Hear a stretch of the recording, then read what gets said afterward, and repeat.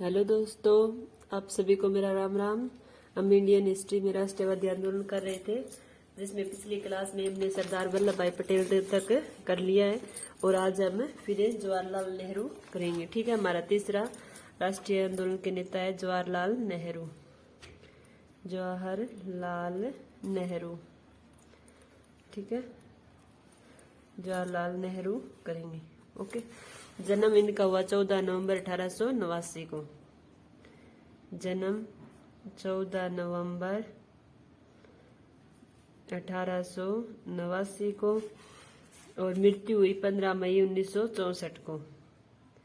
मृत्यु 15 मई 1964 को। ठीक है, आगे दिया आधुनिक भारत के निर्माता तथा बहुआयामी व्यक्ति तब के धनी पंडित जवाहरलाल नेहरू का जन्म है 14 नवंबर 1889 को इलाहाबाद के आनंद भवन में हुआ। जन्म कहाँ हुआ? इलाहाबाद। इलाहाबाद के आनंद भवन में, ठीक है, इलाहाबाद के आनंद भवन में हुआ।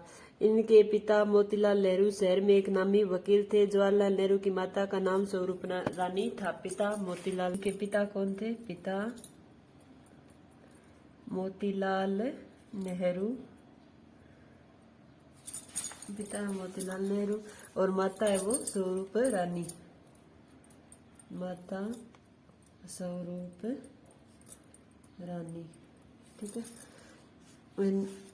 माता स्वरूप रानी ने उन्हें भारतीय संस्कृति और परंपरा के मूल्यों का पाठ पढ़ाया। वर्ष 1905 में मोतीलाल नेहरू अपने परिवार के साथ इंग्लैंड चले गए। ठीक है, कब? 1905 में मोतीलाल नेहरू कहाँ चले गए? इंग्लैंड में। वहां उन्होंने 15 वर्षीय जवाहरलाल को हैरो स्कूल में दाखिला दिला दिया, जहां उन्होंने लैटिन भाषा की पढ़ाई की। ठीक है, 15 वर्ष तक से उससे ज्यादा समय तक उनका समय वो कहाँ बीता? इंग्लैंड में बीता। ठीक है, इंग्लैंड में बीता। ठीक है, 1905 में मोतीलाल नेहरू व उनका परिवार इंग्लैंड चला गया। ठीक है, वहाँ जवाहरलाल नेहरू को हैरो स्कूल में लैटिन भाषा सिखाई गई। वहाँ जवाहरलाल नेहरू को हैरो स्कूल में लैटिन भाषा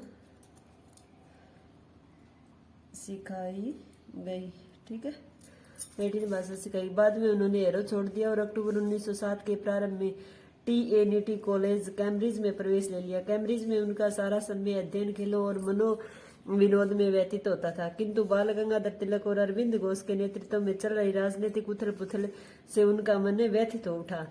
बंगाल विभाजन, स्वदेशी आंदोलन और लाला लाजपत राय, सरदार अजीत सिंह के देश से निष्कासन के समाचारों ने उनके मस्तिष्क को काफी उद्वेलित कर दिया। कैम्ब्रिज में भारतीय विद्यार्थियों द्वारा गठित मजलिस भारत में चल रही राजनीतिक उथल पुथल पर चर्चा करने का एक अच्छा मंच सिद्ध हुआ। ठीक है, कैम्ब्रिज में कौन सा स्थान जहाँ पर मजलिस नामक स्थान पर क्या है वो राजनीतिक चर्चा होती थी। ठीक है, भारतीयों की। युवा जवाहरलाल नेहरू एक के बाद एक कानून की परीक्षाएं भी पास करते गए। वह भारत लौटने से पहले थोड़े ही दिनों तक लंदन स्कूल ऑफ इकोनॉमिक्स में भी रहे और इसके बाद की शिक्षा कैम्ब्रिज और वकालत की शिक्षा लंदन के इनर टेम्पल से 1912 में पूरी की। ठीक है, तो ये में लिख लेते हैं।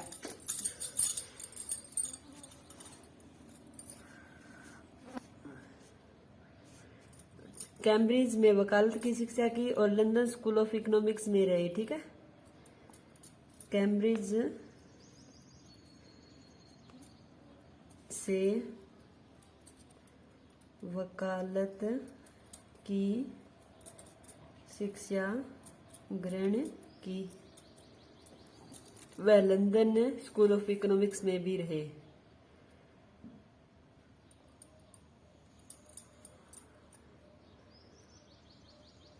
जी कोई इम्पोर्टेंट नहीं है। लंदन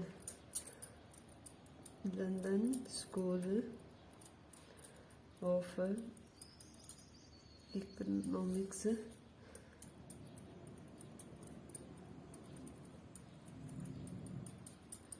में भी रहे। ठीक है, लंदन स्कूल ऑफ इकोनॉमिक्स में भी रहे। विद्यार्थी काल में उनका विभिन्न समाजवादी विचारकों में लेखकों से संपर्क हुआ और उनके पिता के साथ यूरोप के कई देशों की यात्राएं भी की। उनके जीवन पर उनके प्रारंभिक गुरु टी.एफ. बुकर्स के प्रभाव से अध्ययन के प्रति उनकी गहरी रुचि हुई। ठीक है, उनके जीवन में उनके गुरु का क्या नाम था? टी.एफ. ब्रुक्स। गुरु टी.एफ. ब्रुक्स। ठीक है, उन्होंने देशों की यात्राओं में उनके लोकतांत्रिक समाजवादी विचार सुदृढ़ हुए, जो इनके असंख्य लेखों, रचनाओं, पत्रों, भाषणों में बिखरे पड़े हैं। उनकी प्रमुख रचनाएं डिस्कवरी ऑफ इंडिया रचनाएं। ठीक है, पंडित जवाहरलाल नेहरू की रचनाएं कौन कौन सी है? डिस्कवरी ऑफ इंडिया,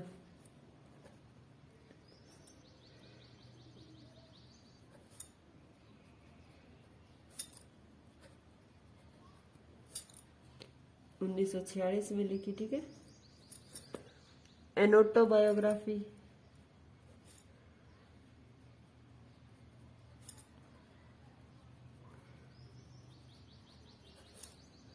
उन्नीस 1936 में विश्व इतिहास की झलक,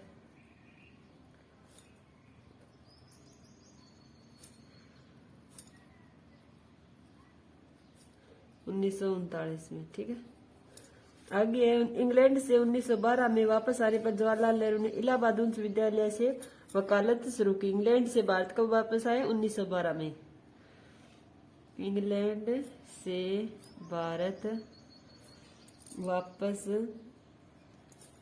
1912 में आए और इलाहाबाद में वकालत शुरू की। ओके, आगे दी इसी वर्ष वे एक प्रतिनिधि के रूप में कांग्रेस के बांकीपुर सम्मेलन में सम्मिलित हुए। 8 फरवरी 1916 में बसंत पंचमी के दिन जवाहरलाल नेहरू कमला कौर के साथ परिणय सूत्र में बंध गए। ठीक है, कांग्रेस के किस सम्मेलन में भाग लिया? बांकीपुर सम्मेलन में। सबसे पहले कांग्रेस के बांकीपुर सम्मेलन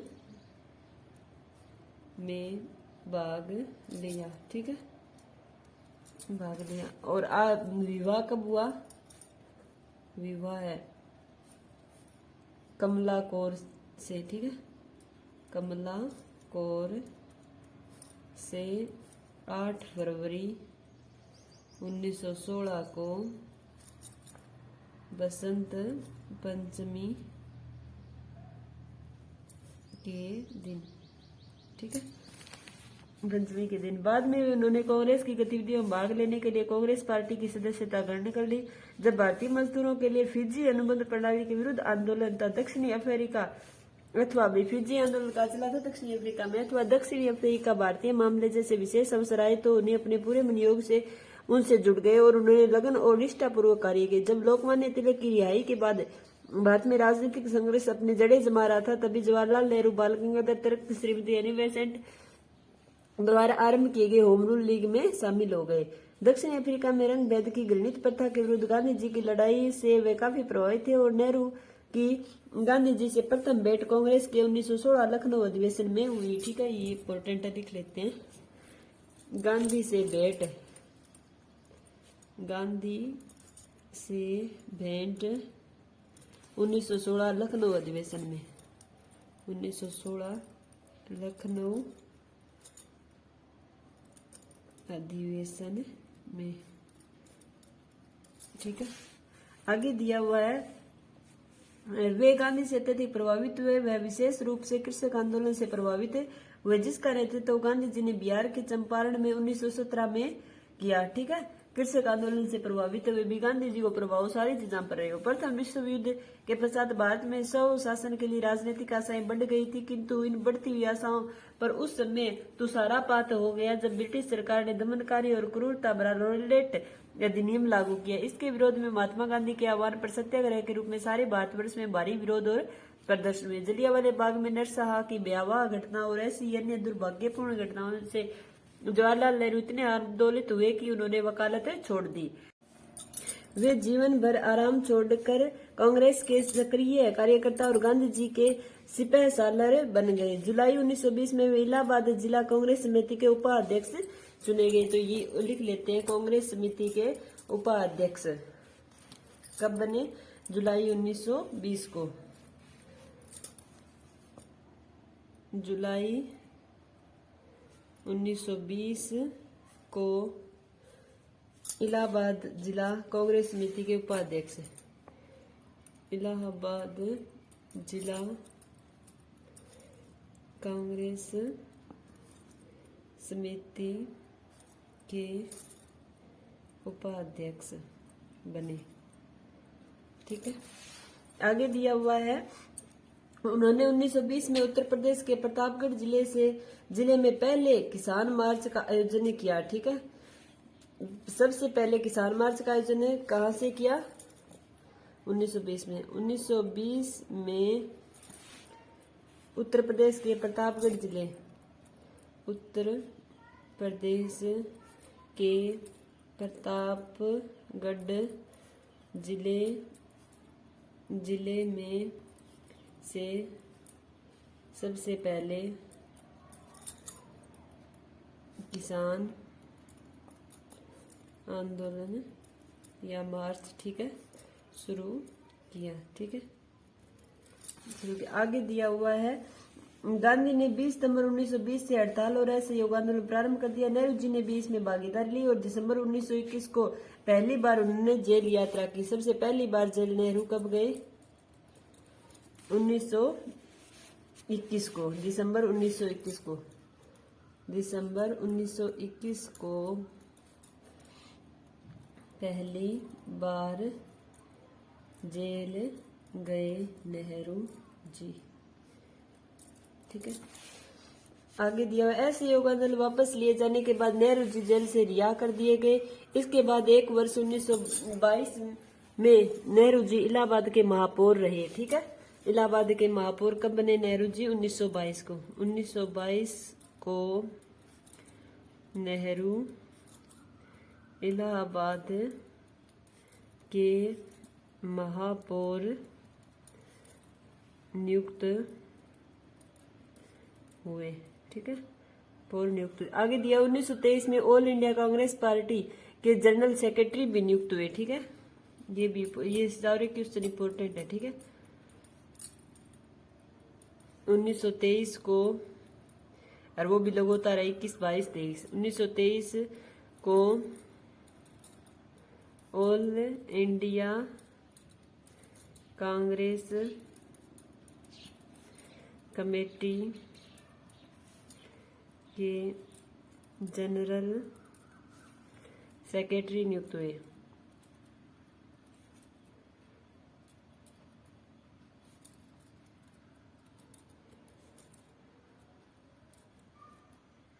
ठीक है, आगे दिया, नेहरू ने 1926 में Italy, Switzerland, England, Belgium, Germany और रूस का दौरा किया। ठीक है, तो ये भी लिख लेते हैं हम।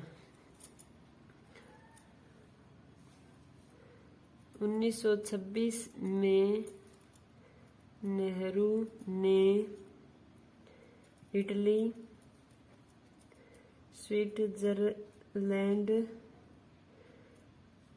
स्विट्जरलैंड, इंग्लैंड, बेल्जियम,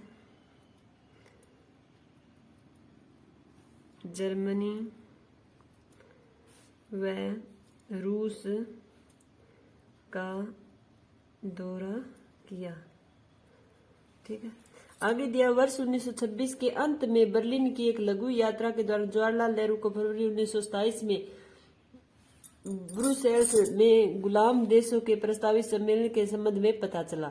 ब्रुसेल्स सम्मेलन में प्राधीन देशों के सम्मेलन में कांग्रेस की एक प्रतिनिधि के रूप में भाग लिया।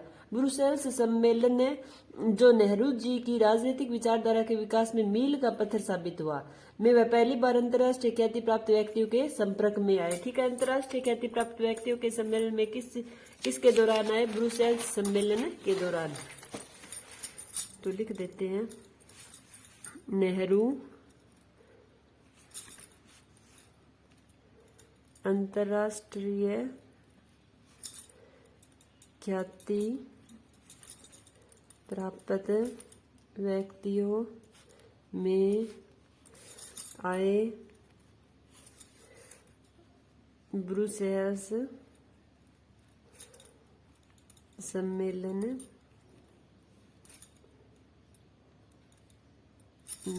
में भाग लेने के दौरान।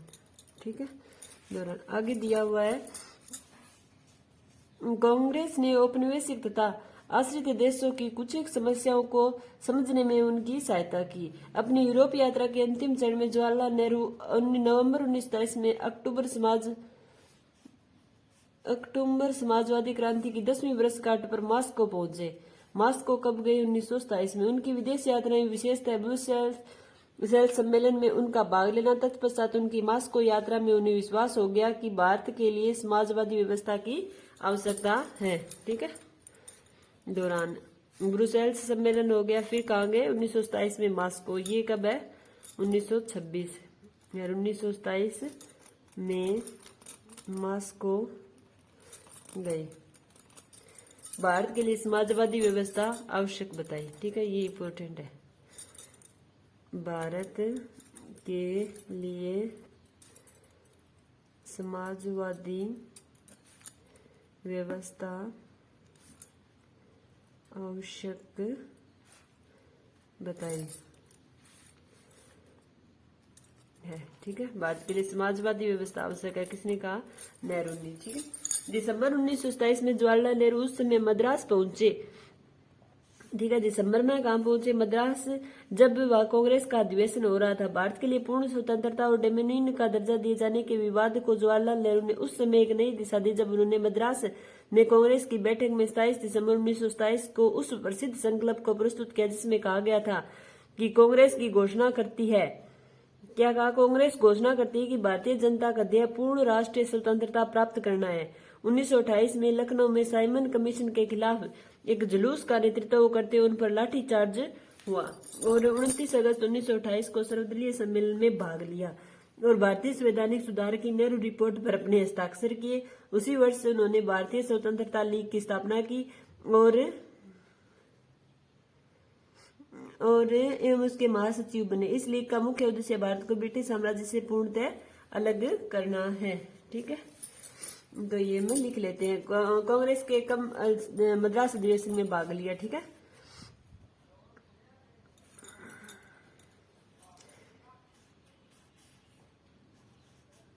दिसंबर 1927 को मद्रास अधिवेशन में भाग लिया। ठीक है, 1928 में लखनऊ में साइमन कमीशन के खिलाफ लाठीचार्ज हुई। ठीक है, इन पर भी लाठियां पड़ी। ठीक है, 1928 में लखनऊ साइमन कमीशन के खिलाफ इन पर लाठी चार्ज हुआ और 29 अगस्त 1928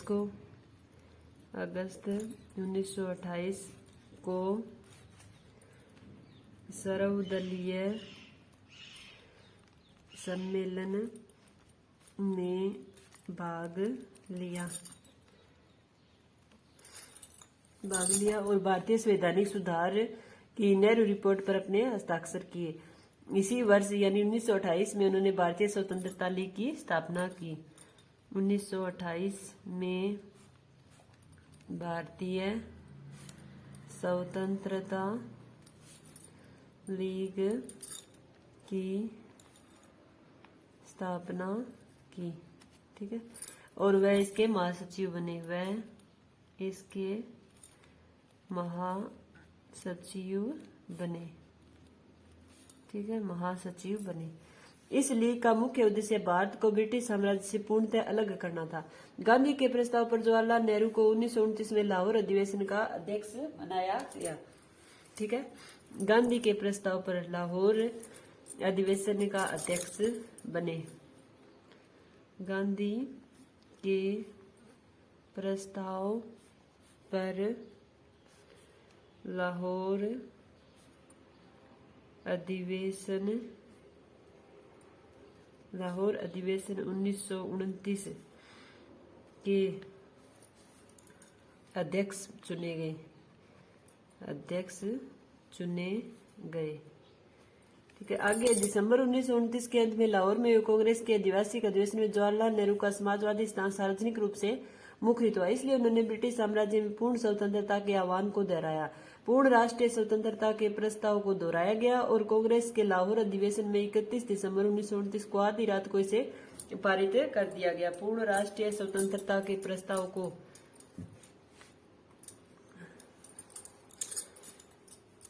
पूर्ण राष्ट्रीय स्वतंत्रता के प्रस्ताव को लाहौर अधिवेशन में 31 दिसंबर 1929 को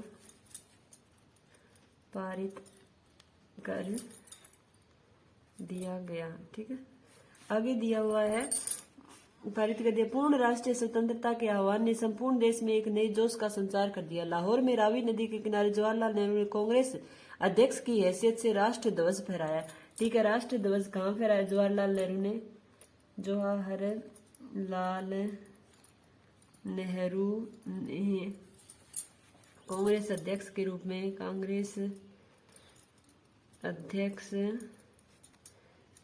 रूप में लाहौर में रावी नदी के किनारे राष्ट्र ध्वज फहराया, ठीक है। ये भी इम्पोर्टेंट है। आगे दिया हुआ है इसी दिन 26 जनवरी 1930 को संपूर्ण देश में प्रथम स्वतंत्रता दिवस रूप में मनाने का भी यहाँ पर फहराया। और इसी दिन नहीं हमें भाई सबसे पहले कब फहराया गया ये क्वेश्चन पूछा जाता है, तो 26 जनवरी 1930 को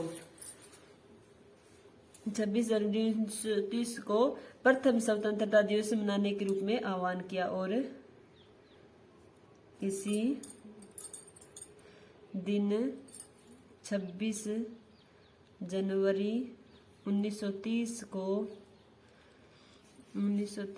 को प्रथम स्वतंत्रता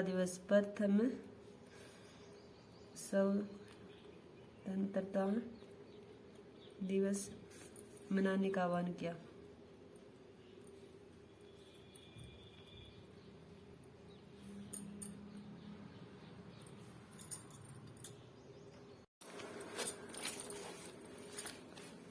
इसी संबंध में गांधी ने 6 अप्रैल 1930 को नमक सत्याग्रह प्रारंभ किया, जो सविनय अवज्ञा का एक अनोखा तरीका था। नेहरू जी ने इस आंदोलन में भाग लिया और जेल जाना पड़ा। जवाहरलाल नेहरू ने 1930 से 35 के बीच 4 वर्ष जेल में बिताए, ठीक है। तो लिख देते हैं जवाहरलाल नेहरू ने 1930 से 35 के बीच 4 वर्ष जेल में बिताए, ठीक है। आगे दिए कारावास में एकांकीपन से उन्हें चिंतन, आत्ममंथन और विगत घटनाक्रम पर मनन करने का अवसर के साथ साथ स्वाध्याय के लिए भी काफी समय मिला। उनकी सरल और प्रभावमयी लेखनी, प्रखर एवं प्रबुद्ध मानस ने letters from a father to a daughter, ये इन्होंने, ठीक है, लेख लिखे। तो हम लिख लेते हैं लेख कौन कौन से है लेख। Letter from a father to a daughter, letters from a father to a daughter, कब लिखी? 1929 में, 1929 में। ठीक है, आगे दिया हुआ है glimpses of world history, glimpses of world history, of world history. ठीक है, और फिर है ये कब लिखी? 1934 में, 1934 में। फिर है ऑटोबायोग्राफी 1936 में, ऑटोबायोग्राफी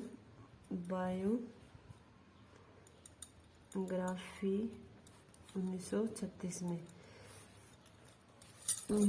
जैसे कुछ प्रभावशाली कृतियों का सर्जन किया उन्होंने। 14 फरवरी 1935 को अल्मोड़ा जेल में अपनी आत्मकथा का लेखन कार्य पूर्ण किया। ठीक है, पूर्ण कब किया ऑटोबायोग्राफी का, आत्मकथा का?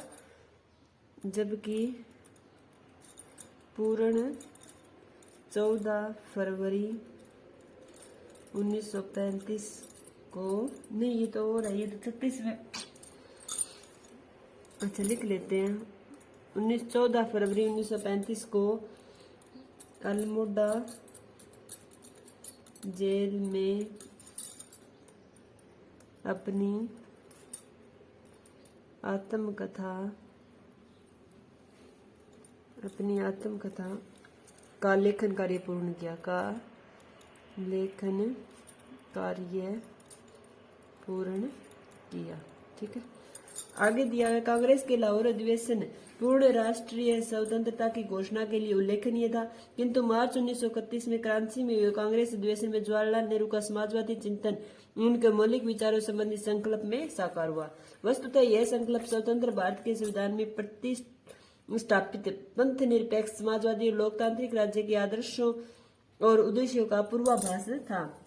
मार्च 1931 में सविनय आज्ञा आंदोलन के समाप्त किए जाने के बाद जवाहरलाल नेहरू जेल से रिहा हो गए। सरकार द्वारा कांग्रेस को गैर कानूनी संस्था घोषित करने के बाद जवाहरलाल नेहरू ये हमने महात्मा गांधी वाले में कर लिया है। ठीक है, जवाहरलाल नेहरू को भी सरकार ने जेल में डाल दिया। नेहरू ने जेल से ही प्रेरणा देकर 1934 में कांग्रेस सोशलिस्ट पार्टी की स्थापना की। ठीक है, 1934 में जेल से ही प्रेरणा देकर नेहरू ने जेल से ही प्रेरणा देकर 1934 में कांग्रेस सोशलिस्ट पार्टी की स्थापना करवाई। ठीक है, आगे नेहरू अपनी पत्नी से मिलने स्विट्जरलैंड गए, जिनका फरवरी 1936 में देहांत हो गया। पत्नी से मिलने स्विट्जरलैंड गए, जिनका फरवरी 1936 में देहांत हो गया। जुलाई 1938 में नेहरू ने स्पेन का भी दौरा किया, जब वहां गृह युद्ध चल रहा था। द्वितीय विश्व शुरू होने के कुछ समय पहले ही वे चीन के दौरे पर भी गए। ठीक है, सारे ही घूमियो फटी कौन छोटी लिख लेते हैं, पता लिख दी हुई। 1938 में स्पेन गए, 38 में स्पेन गए। आगे दिया 1940 में गांधी के द्वारा व्यक्तिगत सत्याग्रह प्रारंभ किए जाने पर विनोबा भावे प्रथम सत्याग्रही बने, ये हमने लिख लिया था। नेहरू दूसरे सत्याग्रही बने, ये भी हमने कर लिया है। सरकार ने इन्हें 31 अक्टूबर 1940 को गिरफ्तार कर 4 वर्ष का कारावास दिया और अल्मोड़ा जेल में बंद कर दिया गया। ठीक है, नेहरू को फिर कब गिरफ्तार किया? 4 वर्ष के लिए 31 अक्टूबर 1940 को गिरफ्तार किया और 4 वर्ष के लिए। ठीक है, नेहरू को 31 अक्टूबर 1940 को 4 वर्ष के लिए गिरफ्तार किया गया। आगे है अल्मोड़ा जेल में, ठीक है, अल्मोड़ा जेल में।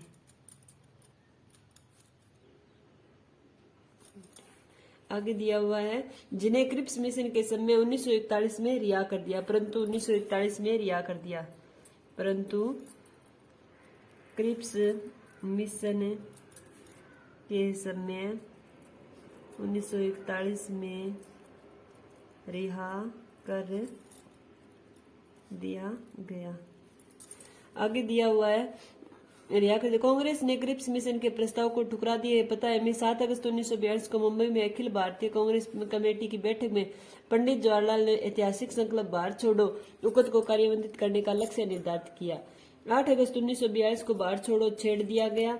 भारत छोड़ो का वो शुरू आपने गांधी वाले ने कर लिया अभी 8 अगस्त 1942 को। 8 अगस्त 1942 को ब्रिटिश सरकार ने जवाहरलाल नेहरू के साथ सरदार पटेल, मौलाना आजाद, राजेंद्र प्रसाद जैसे अग्रणी नेताओं को अहमदनगर जेल में डाल दिया। ये भी हमने कर लिया है। इस जन आंदोलन को कठोरतापूर्वक कुचलने की कोशिश की गई। यह नेहरू की जीवन की दीर्घतम कारावास अवधि थी, ठीक है। सबसे ज्यादा समय तब रहे। यह अंतिम मौका था जब उन्हें जेल जाना पड़ा था, ठीक है। अंतिम बार जेल कब गए? अहमदनगर में 8 अगस्त 1942 को अंतिम बार जेल, अंतिम बार जेल 8 अगस्त 1942। भारत छोड़ो आंदोलन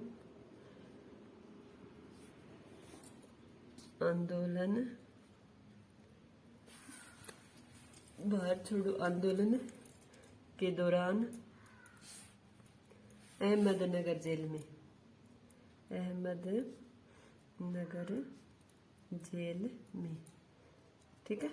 आगे दिया हुआ है ये अंतिम मौका था जब अपने जीवन में वे 9 बार जेल गए, ठीक है। कितनी बार जेल गए? अपने जीवन में वे 9 बार जेल गए, ठीक है। 9 बार जेल गए। आगे दिया है उन्हें जून 1945 में ठीक उस वक्त रिहा किया गया जब वायसराय लॉर्ड वेवल ने गतिरोध को दूर करने के लिए शिमला में एक सम्मेलन आयोजित किया गया था। मार्च 1900, ठीक है, रिहा कर दिया वेवल। आगे 6 जुलाई 1946 को वे चौथी बार कांग्रेस के अध्यक्ष चुने गए। चौथी बार कांग्रेस के अध्यक्ष कब चुने गए? चौथी बार कांग्रेस के अध्यक्ष 4 जुलाई 1946 को, 4 जुलाई 1946 को चुने गए, ठीक है। 1946 को चुने गए। आगे दिया लॉर्ड वेवल के साथ वार्ताओं और बाद में 1947 में लॉर्ड माउंटबेटन से हुई वार्ताओं में नेहरू की महत्वपूर्ण भूमिका से उनका महान नेतृत्व परिलक्षित होता है। स्वतंत्रता संग्राम के फलस्वरूप भारत को उपनिवेशवाद के चंगुल से मुक्ति मिली। दिनांक 15 अगस्त 1947 को मध्य रात्रि के समय भारत के अंतिम ब्रिटिश गवर्नर जनरल और वायसराय लॉर्ड माउंटबेटन ने विधानमंडल को संबोधित करने एवं ब्रिटिश सम्राट की ओर से सद्भावना और बधाई संदेश देने तो असेंबली चैम्बर में प्रवेश किया। स्वतंत्र भारत के प्रथम प्रधानमंत्री पंडित जवाहरलाल नेहरू भी पता है ऐसे भाव विहाल वातावरण में एक नए भारत राष्ट्र के प्रति पूर्ण निष्ठा के साथ समर्पित रहने की प्रतिज्ञा दिलाने के लिए खड़े हुए। उन्होंने ऐतिहासिक भाषण जिसे नियति से मिलन कहा गया में उन्होंने कहा, ठीक है, भाषण उनका कौन सा था? नियति से मिलन भाषण, नियति से मिलन, ठीक है, नियति से मिलन। बरसों पहले हमने नियति से मिलन की प्रतिज्ञा की थी। अब वो घड़ी आ गई है कि हम अपने प्रतिज्ञा को पूरा करेंगे। पूरी तरह न सही लेकिन काफी हद तक। ठीक आधी रात को जब सारी दुनिया सोती होगी, भारत जीवन और आजादी की अंगड़ाइयां लेकर उठेगा। आगे दिया हुआ महाद्वीपीय स्वरूप पहले इस निवोदित राष्ट्र का संचालन करने का दुष्कर कार्य अब जवाहरलाल नेहरू के कंधों पर आ पड़ा। इस संक्रमण काल ने अनेक समस्याएं खड़ी कर दी जिनको उन्होंने बड़ी कुशलता से सुलझाया। एक दूरदर्शी राजनेता के रूप में उन्होंने इस राजनीतिक, आर्थिक और सामाजिक भावना की नींव रखी। उन्होंने गुटनिरपेक्षता की नीति और पंचशील के सिद्धांतों के साथ विश्व समुदाय में भारत की भूमिका के संबंध में एक स्पष्ट दिशा भी प्रदान की। जवाहरलाल नेहरू ने विज्ञान और प्रौद्योगिकी के विकास में काफी रुचि ली। जैसा कि उन्होंने स्वयं स्पष्ट किया है, राजनीति मुझे अर्थशास्त्र की ओर ले गई और उसने मुझे अपरिहार्य रूप से विज्ञान और उसकी सभी सभ्यताओं और जीवन के प्रति वैज्ञानिक दृष्टिकोण अपनाने की ओर उन्मुखित किया। केवल विज्ञान ही भूख और गरीबी की समस्याओं का समाधान कर सकता है। ठीक है, ये किसने कही? तो ये हम लिख लेते हैं स्टेटमेंट। ठीक है, वो तो हमें याद रह जाएगा। विसर्ग से पहले प्रधानमंत्री ने यह प्रतिज्ञा ली भी भारत है वो स्वतंत्र होगा, अपनी आंख अपनी सांस लेगा, आधी दुनिया सोती हुई है तो अंगड़ाई लेते हुए उठेगा। ठीक है, ये एक हम लिख लेते हैं। ठीक है, नेहरू की स्टेटमेंट क्या है? राजनीति मुझे अर्थशास्त्र की ओर, राजनीति मुझे अर्थशास्त्र की ओर और विज्ञान अपनी समस्याओं और आगे लिख लेते हैं और वैज्ञानिक दृष्टिकोण अपनाने की ओर उन्मुख किया। वैज्ञानिक दृष्टिकोण अपनाने और केवल विज्ञान ही भूख और गरीबी की समस्याओं का समाधान है और केवल विज्ञान ही भूख व गरीबी की समस्याओं का समाधान है। ठीक है, आगे दिया हुआ है, जवाहरलाल नेहरू नियोजित आर्थिक विकास में विश्वास करते थे। उन्होंने आम जनता के समक्ष मौजूदा भयावह गरीबी और बेरोजगारी को दूर करने तथा प्रत्येक नागरिक के लिए कम से कम एक सम्मानजनक स्तर सुनिश्चित करने के लिए भारत में योजनाओं की शुरुआत की ताकि समान अवसर दिए जाने की अवधारणा को यथार्थ रूप में बदला जा सके। इस वांछित उद्देश्य की प्राप्ति हेतु उन्होंने सामुदायिक विकास कार्यक्रम, नदी घाटी परियोजनाएं, पंचवर्षीय योजनाओं की श्रृंखला बनाई और इन्होंने क्या क्या शुरू किया? सामुदायिक विकास कार्यक्रम, नदी घाटी परियोजना,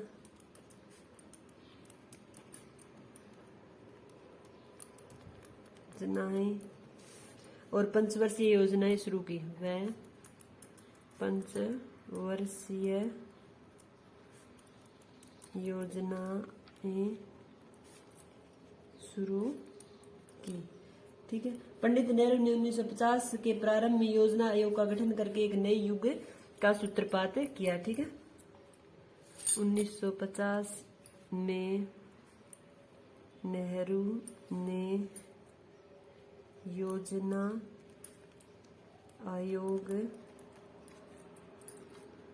का गठन किया। ठीक है, आगे दिया हुआ है, चाहे मंत्रिमंडल या संसद अन्य राष्ट्रों के साथ संबंध का मामला हो या जनमत तैयार करने और उसे बदलने का अथवा देश के आर्थिक सामाजिक लक्ष्यों को विदेशों में प्रस्तुत करने का मामला हो वह भारत के सुनियोजित विकास में हमेशा सर्वाधिक प्रेरणादायक स्रोत रहे। योजना आयोग के साथ उनकी अंतिम बैठक 10 मई 1964 में हुई, जिसमें उन्होंने कहा कि इस कार्य हेतु जितना भी समय चाहिए उतना समय देने में उन्हें खुशी होगी क्योंकि नियोजन कार्य में उनकी गहरी दिलचस्पी है। ठीक है, योजना आयोग के साथ अंतिम बैठक कब हुई? योजना आयोग के साथ अंतिम बैठक 10 मई 1964 को हुई।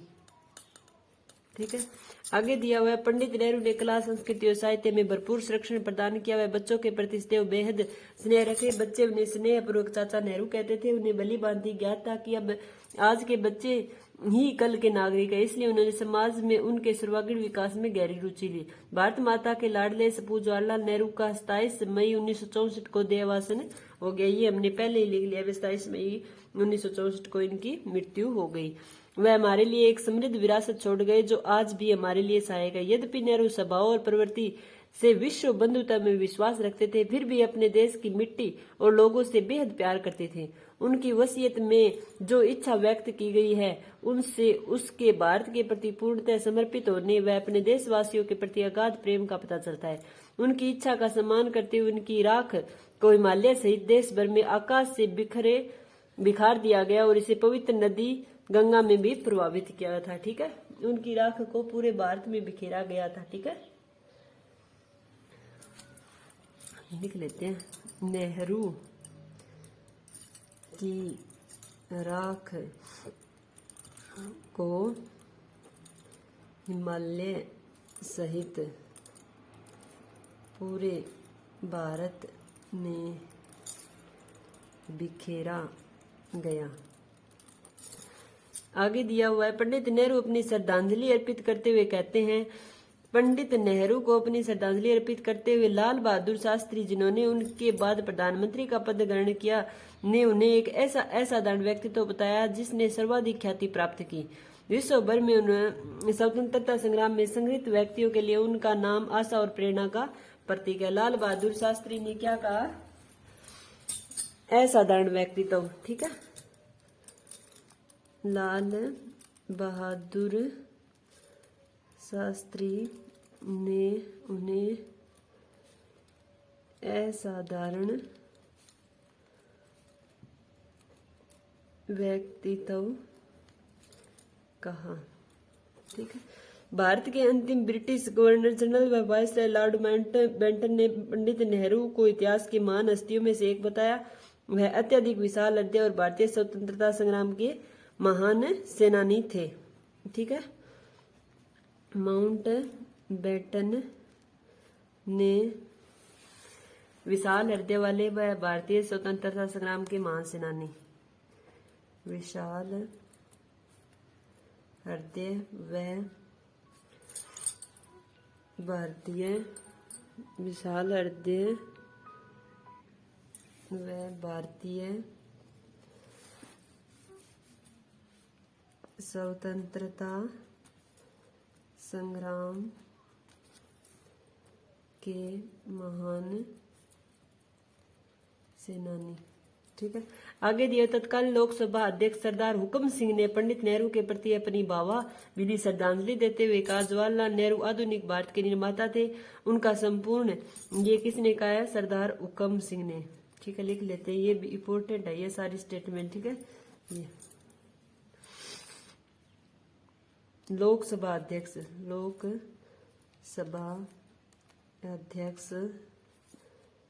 सरदार हुकम सिंह ने जवाहरलाल नेहरू को आधुनिक भारत के निर्माता, आधुनिक भारत के निर्माता और संपूर्ण जीव राष्ट्र के प्रति समर्पित था। उन्होंने अपनी अंतिम सांस उन्हीं कार्यों को करते हुए ली जो उन्हें सर्वाधिक प्रिय थी। उनकी मृत्यु से भारत ने एक महान नेता तथा विश्व में एक सच्चा सपूत खो दिया है। ठीक है, आधुनिक भारत के निर्माता तथा उनकी मृत्यु से भारत ने एक महान नेता व सच्चा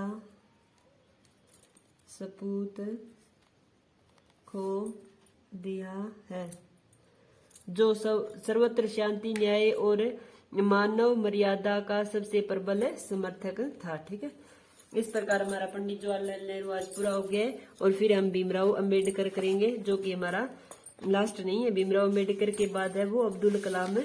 ठीक है, अब्दुल कलाम लास्ट होगा हमारा। 2 ही राष्ट्रीय आंदोलन के नेता रह जाते हैं। मेरा वीडियो देखने के लिए आपका बहुत बहुत धन्यवाद।